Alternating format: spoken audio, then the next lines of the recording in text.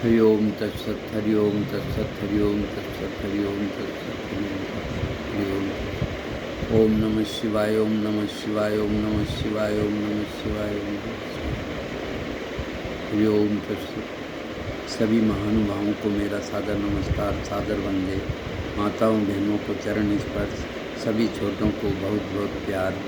आज मैं अध्यात्म के क्षेत्र में विहंगम योग प्रधान है, इसके बारे में चर्चा करूंगा कि सद्ग्रंथ सर्ववेद में समय के तीव्र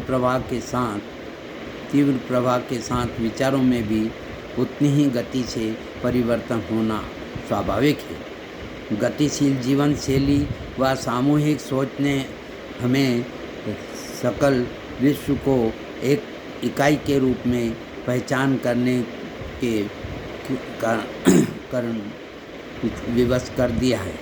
विश्व के विभिन्न धर्म जहाँ एक दूसरे से अपनी श्रेष्ठता सिद्ध करने के लिए अब किसी सार्वभौमिक सार्वलौकिक सार्वजनिक जीवन व सर्वदेशी धर्म की तलाश में लगे हैं। इसी के फलस्वरूप अध्यात्म में सर्ववेद का जीवन में आचरण मनुष्य को महान बनाता है। सर्ववेद विहंगम योग का प्रधान सद्ग्रंथ है। सर्ववेद का जीवन में आचरण मनुष्य को महान बनाता है। सर्ववेद विहंगम योग का प्राण है, मूल तत्व है। यह विश्व का अद्वितीय आध्यात्मिक सद्ग्रंथ है। सर्ववेद बौद्धिक विवेचन अथवा पुस्तकी ज्ञान के आधार पर नहीं, चेतन योग समाधि की अवस्था में प्रत्यक्ष आध्यात्मिक अनुभवों का संकलन है। इसमें किसी अन्य ग्रंथ का संदर्भ नहीं लिया गया है। इस ग्रंथ में हम अनुभूति एवं अभिव्यक्ति का अद्भुत सामंजस्य पाते हैं।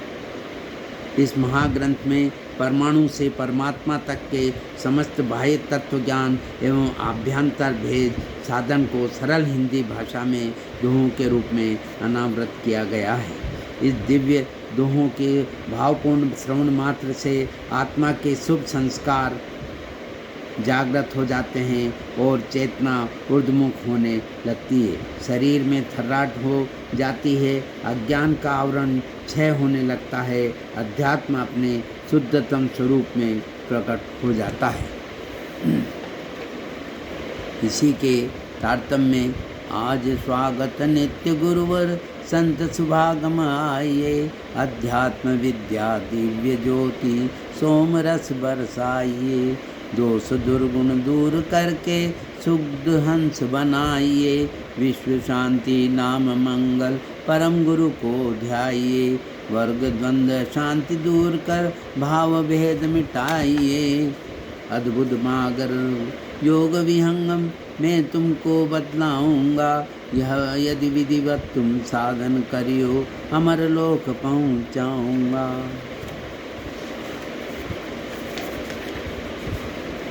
जिस प्रकार वृक्ष के मूल में जल सिंचन करने से सारा वृक्ष हरा भरा पुष्पित पल्लवित हो जाता है, उसी प्रकार एकमात्र सर्ववेद के स्वाध्याय एवं पाठ से मानव के आध्यात्मिक जीवन का पूर्ण विकास हो जाता है। ऐसा मेरा पूर्ण सत्य विश्वास है।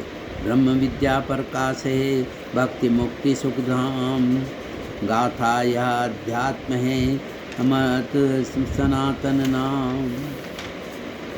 इसी के फलस्वरूप प्रथम मंडल द्वितीय मंडल का प्रथम अध्याय मकरतार पंच शब्द एवं उनकी भूमियों के बारे में आज हम चर्चा करेंगे, जिसके कि सर्ववेद द्वितीय मंडल का प्रथम दोहे से लेके 5 दोहे का वाचन कर स्वयं लाभ लूँगा व सभी को लाभ देने की कोशिश करूँगा।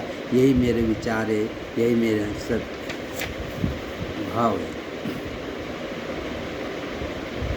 अक्षरधार प्रवाह जो सूक्ष्म घट मह जाय, पंच ब्रह्मता से भय मुख सब वर्ण रचाय, अमृत अमित भंडार को सूक्ष्म सोत ही धार, जीवन आत्मा धार है अर्ध प्रवाही सार, परम पुरुष के महल में पहुँचे दर्शन होय, शोभा अद्भुत देखिए दूरदर्शन नहीं सोय। अक्षर मंडल आय कर दृश्य दर्शन होय, बिन पहुँचे उस देश को अक्षर पेख न कोय। पंचभूमि ब्रह्मांड में पंच शब्द तह जान, भूमि प्राप्त जब होगी तबई शब्द कर ज्ञान। इसका हिंदी भाष्य में अब प्रस्तुत कर रहा हूँ। ब्रह्मांड में 5 शब्दों की पृथक पृथक भूमियाँ हैं। जहाँ वे शब्द प्रकट होते हैं, जब वह भूमि प्राप्त होती है तभी उन शब्दों का ज्ञान होगा। आत्मा की चेतना ब्रह्मांड में जब स्थित होती है तब ब्रह्मांडी पंच शब्दों का अपने स्थान पर प्रकट अनुभव होता है। ब्रह्मांडी पंच शब्द प्रकृति मंडल के केंद्रिक शब्द है जो योग द्वारा प्रत्यक्ष अनुभव होते हैं। ओम इति। अब मैं एक छोटा सा भजन प्रस्तुत कर रहा हूँ। ओम नमः शिवाय, नमः शिवाय।